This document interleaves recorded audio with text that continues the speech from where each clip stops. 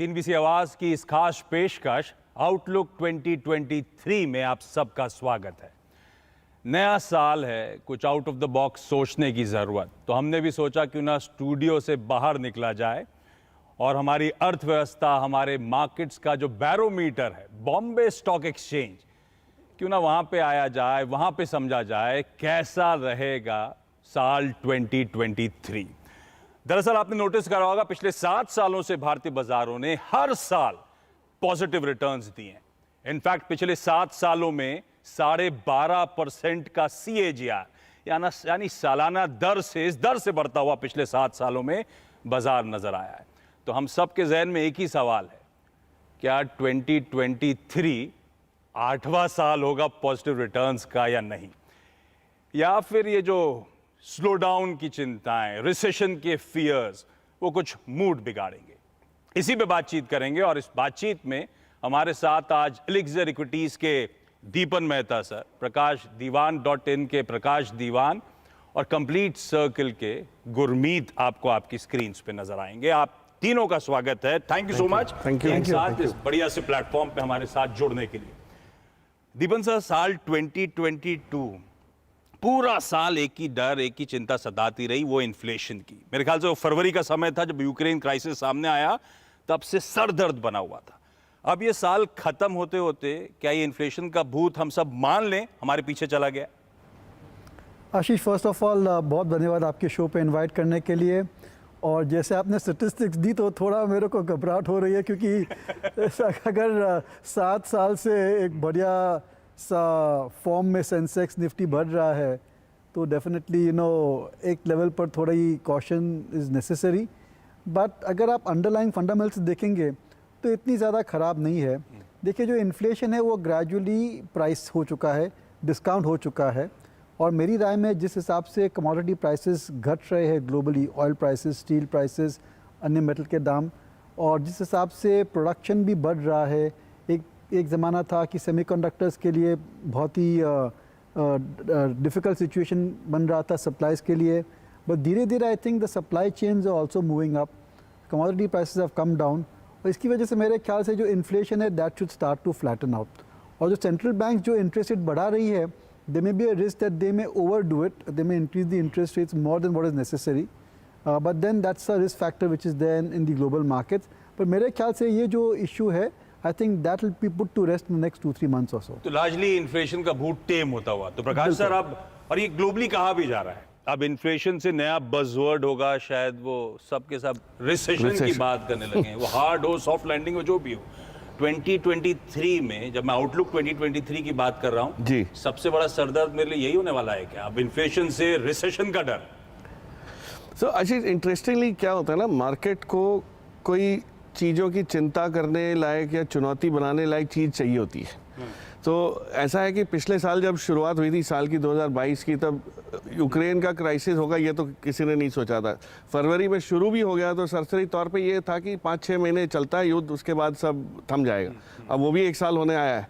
सो क्या चीज़ आपका सिरदर्द बनेगी ये तो कहना मुश्किल है, बट हाँ, ऑप्शन हमारे पास बहुत हैं। बट जैसे जैसे नई चुनौती आएंगी, मुझे लगता है चाहे रिसेशन क्यों ना हो, कि मौके भी उतने ही आते हैं। तो जैसे आपने देखा, जब ऑयल का भाव, जैसे दीपक ने कहा, कमोडिटीज़ में इतना जो फ्लक्स आया और जो भाव बढ़े, तो हमने रिन्यूएबल्स पे फोकस इतना बढ़िया देख लिया। हमने सोचा ही नहीं था कि हिंदुस्तान 1 साल में रिन्यूएबल्स पे इतना आगे निकल के जो हासिल करेंगे वो करा है। कंपनीज इतनी हुई है। ईवी का देखिए, सेमीकंडक्टर के इश्यूज़ हुए तो उनके अलग सॉल्यूशंस निकले, आपकी प्रोडक्ट मिक्स चेंज होने लगी। सो आई थिंक चुनौती से ज़्यादा हमें मौक़ों की तलाश रखनी चाहिए, मेरे हिसाब से ये है। सिरदर्द तो होगा, लेकिन बाम कहाँ से मिलेगी ये भी पहले से तैयार रखें। तो बाम मिलेगी नॉर्मलाइजेशन ऑफ ट्रेड की, और जहाँ हिंदुस्तान का जो शुरुआत हुई है, हिंदुस्तान की ग्लोबल स्तर पे, एक वैश्विक स्तर पे जो हमारी जो सुपीरियरिटी इस्टेब्लिश हो रही है, वो मजबूत होते हुए दिखेगी। तो रिसेशन आएगा, शायद यूएस में हो भी सकता है, थोड़ा सॉफ्ट लैंडिंग, हार्ड लैंडिंग, कोई लैंडिंग तो होगी, लेकिन हिंदुस्तान में मुझे नहीं लगता है इतने ख़राब हैं फंडामेंटल्स की हमें चिंता रिसेशन की करनी चाहिए। तो गुरमीत, इन्फ्लेशन काबू में आएगा, यूएस में रिसेशन, फिर भी ज़्यादा घबराने की ज़रूरत नहीं। हिस्ट्री ऐसा नहीं कहती थी। वो 2008-2009 का फाइनेंशियल मेल्टडाउन, उसका झटका हमको लगा। वो 2013 का वो पेपर टैंट्रम आए थे, टेपर टैंट्रम के इश्यूज, उसका भी दबाव हमने झेला। ये इस बार इन सब इश्यूज से ग्लोबल रिसेशन, ग्लोबल मेल्टडाउन, दिक्कतें बढ़ती हुई नजर आएंगी, उससे आप लोग को अब डर नहीं लग रहा है 2023 के लिए? ये थोड़ा कुछ जगह कुछ पार्ट्स में चिंता का विषय है। तो अगर आप डेटा को देखें, मैं मानता हूँ कि पैसा बनाना थोड़ा सा मुश्किल रहेगा 2023 में। बनेगा, थोड़ा सा आपको शायद मेहनत और रिसर्च ज़्यादा लगेगी, क्योंकि आपको कुछ पॉकेट्स में इंडिया अच्छा कर रहा है। आप बैंक क्रेडिट ग्रोथ अच्छा है हमारा, आप एयर ट्रैवल देखिए हाईएस्ट एवर रहा नवंबर में, आप ई-वे बिल देखिए लगभग 80 मिलियन से ऊपर ई-वे बिल आए नवंबर में। तो कुछ पॉकेट्स में अच्छा लग रहा है। रूरल अभी भी थोड़ा सॉफ्ट है, थोड़ा सा हमें मॉडरेशन देखने को मिल रहा है एक्सपोर्ट ओरिएंटेड सेक्टर्स में, थोड़ा बहुत आईटी में, एपीआईज में। तो थोड़ा सिलेक्टिव होने की ज़रूरत है। और दूसरा मुझे लगता है कि जो आउट परफॉर्मेंस इंडिया का हुआ है वो मैंने 17-18 साल में ऐसा आउट परफॉर्मेंस इंडियन मार्केट्स का नहीं देखा। मैं 2003-4 से हूँ मार्केट में। इस साल निफ्टी YTD पॉजिटिव है 4-5%, और सारे ग्लोबल मार्केट 20-25% के आसपास नेगेटिव है। मे बी फुटसी को अगर हम छोड़ दें तो आप नैस्डैक देखिए 15 से 20% नेगेटिव। ये बहुत बड़ी बात है। और दूसरा मैंने एक डेटा निकाला आशीष जी कि पिछले 10 साल में कितने 10 बैगर स्टॉक्स रहे हैं निफ्टी 500 में, BSE 500 में। 20% स्टॉक इंडिया के 10 बैगर रहे हैं पिछले 10 साल में। S&P का ये नंबर सिर्फ 7% है। चाइना का ये नंबर जो हमसे काफ़ी तेज़ ग्रो हुआ है सिर्फ 3% है।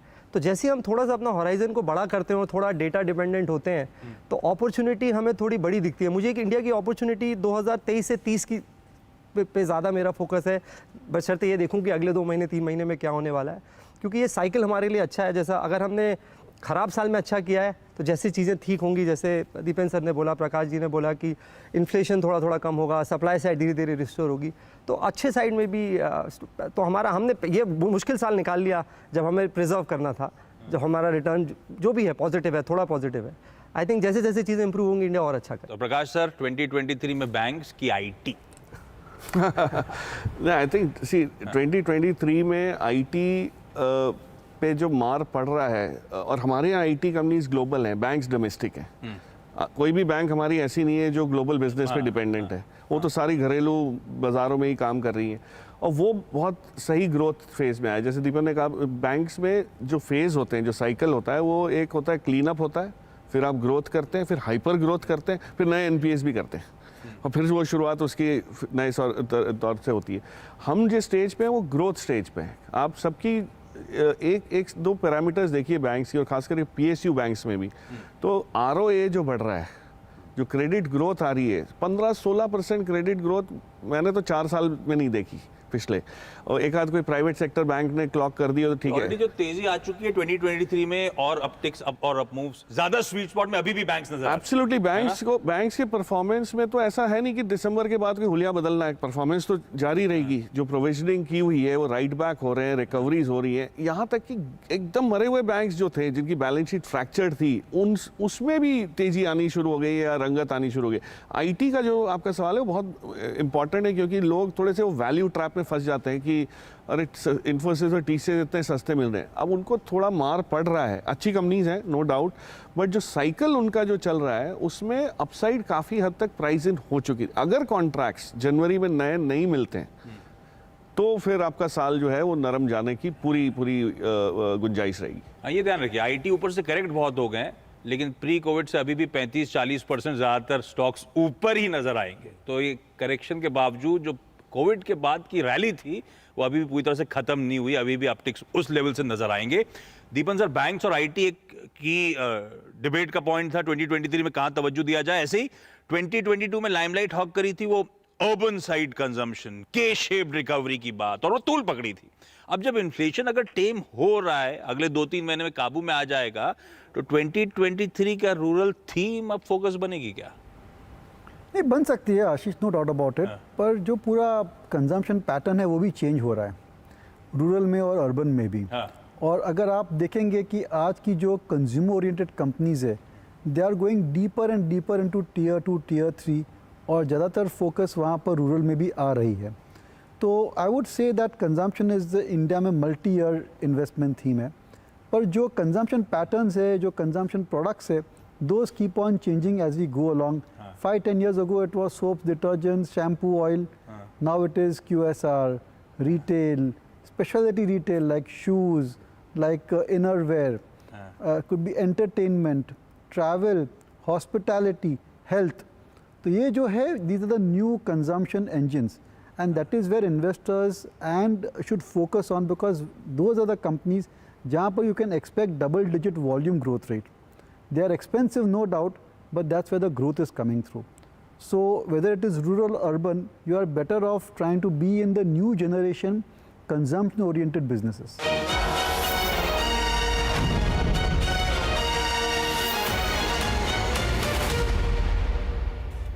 Bhogya Steel presents Majboot Stocks of the Day.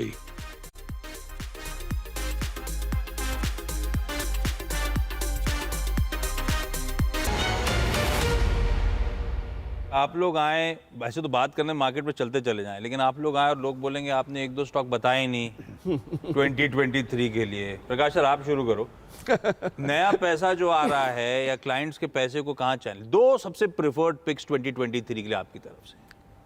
जैसे आप गुरमीत दोनों ने के पास कहा- भी आऊंगा प्लीज। हाँ बिल्कुल, मैं वही कह रहा था। पूरा सारा प्रकाश बजट first। नहीं, बट जैसे गुरमीत ने कहा कि 2023 में पैसा बनेगा, बट थोड़ी ज़्यादा रिसर्च लगेगी, ज़्यादा मेहनत लगेगी। उसके लिए आप लोग हो ना हमारी तो मदद। वो हाँ, तो वो जस्टिफाई करना जरूरी हो जाता है।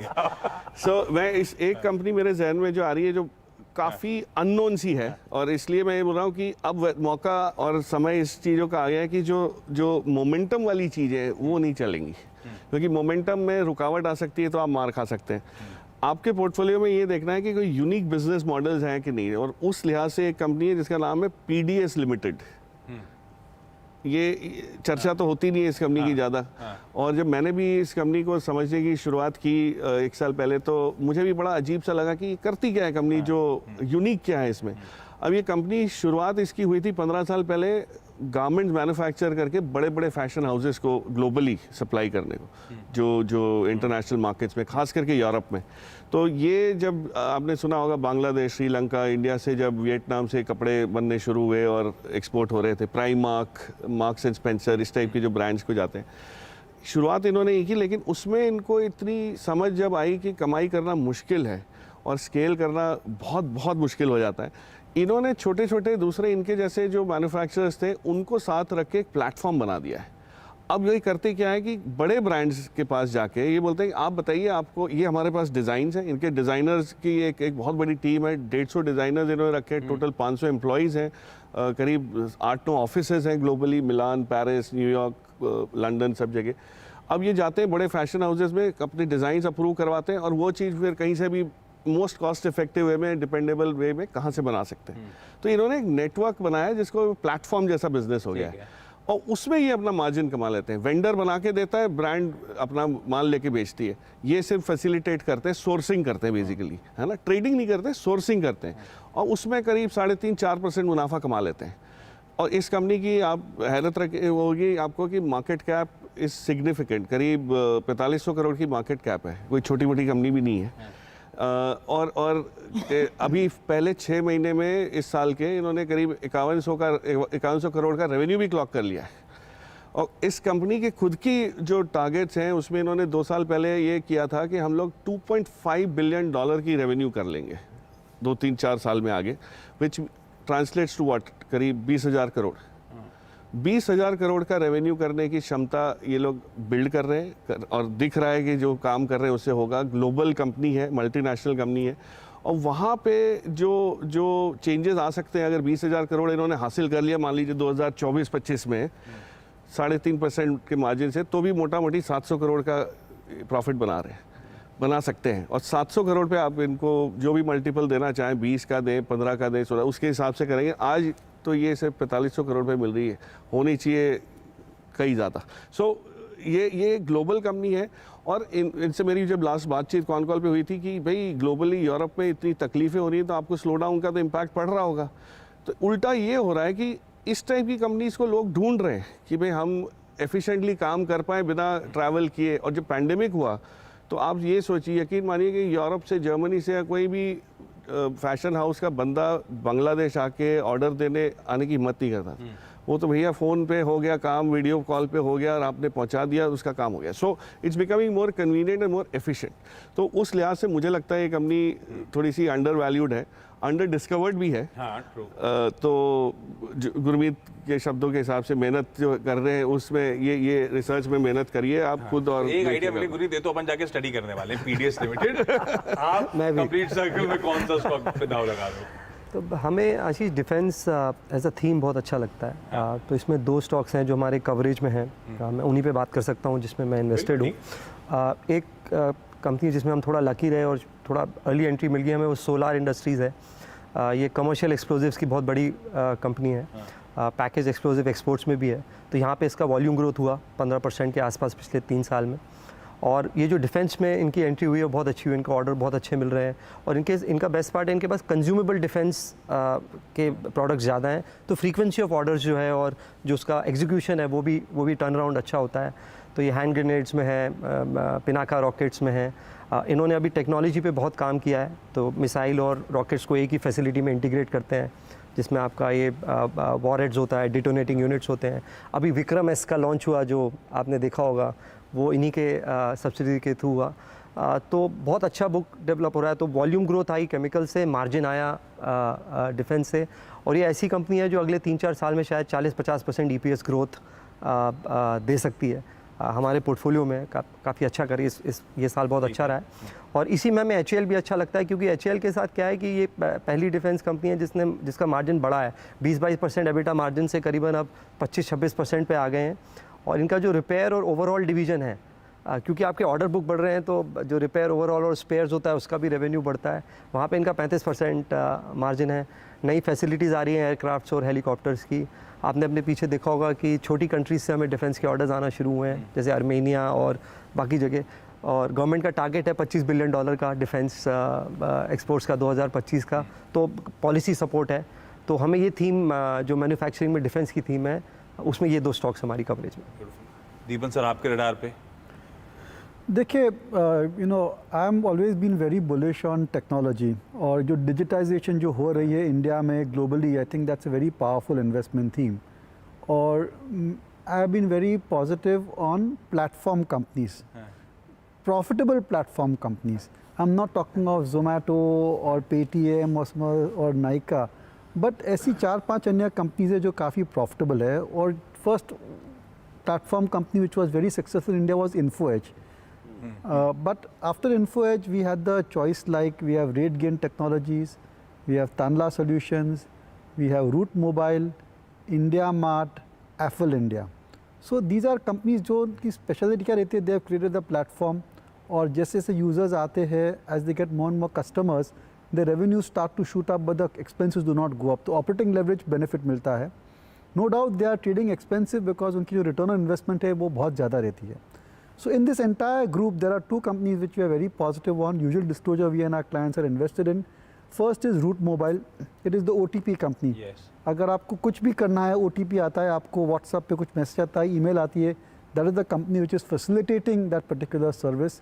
और उनका डोमेस्टिक मार्केट भी स्ट्रांग है, और globally also they are expanding significantly, organically as well as inorganically. Stock is trading about 34-35 times, पर मैनेजमेंट ने they have increase their guidance to 60% growth rate for this year. और मेरे हिसाब से 20-25% की ग्रोथ अगले 3-4 साल is certainly possible in Route Mobile, and there is scope for earnings to be much higher than what street is expecting, और price to earnings multiple भी improve हो सकती है. तो ये पहली कंपनी हो गई रूट मोबाइल. दूसरी कंपनी है एफल इंडिया. तो अगर आप फ़ोन पे कुछ भी सर्च कर रहे हैं, कोई भी ऐप में है, तो आपको एक पॉपअप आता है about any advertising which is coming on the mobile और ऑन योर ब्राउज़र. तो ये जो कंपनी है that facilitates for the advertiser that जो पैसा खर्चती है, they get the maximum benefit of that in terms of positioning their advertisement for the right consumer. उनका पूरा इन हाउस टेक्नोलॉजी है, उनकी पूरी वहाँ पर स्टडी है, they have got a huge database also in place. And the way advertising industry is going, it is going to go more and more and more digital, जिसकी वजह से apple India की जैसी कंपनियों की सर्विसेज और भी डिमांड में रहनी चाहिए. They have a huge market when it comes to regional advertising, means regional languages में, which they have not even scratch the surface. They have a global opportunity also to expand internationally, which they are pursuing organically and inorganically. केवल एक risk factor है कि आज की तारीख में जो पर्सनल डेटा है, that is becoming more and more a controversial issue, and whether it is Google or whether it is Apple, they are trying to make sure that आपके जो पर्सनल डेटा है, पर्सनल प्रेफरेंसेस है, जो cookies है, they are not going to grow as freely into the public domain as it was going just now. So that is a slight risk factor. और हर con call में हम management को यही पूछते हैं, but they are giving satisfactory answer and they are working around it. So I think that given the kind of potential which is there in digital advertising, I think this company's future is very good. Beautiful, ये कुछ बढ़िया सी well research stocks आपके लिए, पढ़िए इनके बारे में। 2023 में शायद बेहतरीन कमाई के मौके ये स्टॉक्स देते हुए नजर आए। अच्छा, जहां से शो को शुरू करा था वहीं से खत्म करने का मन। मैंने एक टीजर छोड़ा था कि 7 साल हो गए, पॉजिटिव रिटर्न्स थे। क्या 2023 8वां साल होगा? दीपन सर, हाँ या नहीं? बिल्कुल होगा। प्रकाश सर? बिल्कुल 8वां साल पॉजिटिव रिटर्न्स का? कोई ऐसी तो कोई वो है नहीं, रूल तो है नहीं कि सिर्फ 7 साल ना, ये कुछ होता नहीं, है। तो 8 साल हो गए और 12% का कैगर है, तो सिर्फ 12% अगर आ गया तो वो मेंटेन होगा ना। तो 12% तो गुरमीत ने फिक्स इनकम में भी बता दिया आपको। गुरमीत, पॉजिटिव रिटर्न्स एक्सपेक्ट करूं 2023 में या थोड़े चैलेंजेस आने वाले? प्रोबेबिलिटी हाई, बट पता नहीं, मेरा ऑनेस्ट आंसर है पता नहीं। क्योंकि आप देखिए, अगर 40 साल का रिटर्न 12% है, सेंसेक्स का 13% एवरेज, सिर्फ 3 साल हैं हम बीएससी में ही बैठे जब रिटर्न 13% आया है। तो या तो उससे ज़्यादा आता है या उसका, तो ये एवरेज ना हाइट भी उतना ही करता है जितना बताता है। बट मेरा मानना है कि अपॉर्चुनिटीज़ रहेंगी, इक्विटी मार्केट में भी अपॉर्चुनिटीज़ है फिक्स में पैसा बनाने की। इंडेक्स का क्या लेवल, और मुझे आशीष जी आज तक ये समझ में नहीं आया कि ये लोग 21,060 होगा, 18,930 होगा, ये कैसे निकाला जाता है। मुझे नहीं लगता कोई भी ऐसा फॉर्मूला है या मॉडल है जो निफ्टी का लेवल प्रेडिक्ट कर। अगर पता होता तो शायद मैं टॉप 10 में होता फॉर्च्यून 500 के, अगर ये पता लग जाए कि निफ्टी कहाँ होगा सारा। वीरू स्टूडियो में बैठे हुए गुस्सा कर रहे होंगे इस बात पे।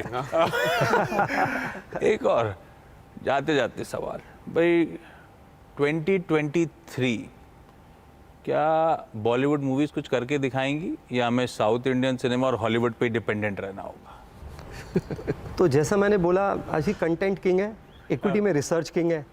आप अच्छा कंटेंट करेंगे तो बिल्कुल मूवीज़ भी चलेगी, हमने देखा है। और अगर कंटेंट अच्छा नहीं होगा तो फिर परेशानी है। ये तब तक पॉपकॉर्न तो है ही बेचने के लिए ना। तो मूवी नहीं चले, कैसे भी बनाओ, पॉपकॉर्न तो बिकता है ना। और सीरियस नोट, बढ़िया क्वेश्चंस रहेंगे, क्वेश्चंस करने वाले शायद रहेंगे, लेकिन Indian economy has come a long distance. हमारे ग्रोथ बेस्ट इन क्लास है, हमारे इन्फ्लेशन, हमारे फिस्कल डेफिसिट के नंबर्स वेल अंडर चेक हैं।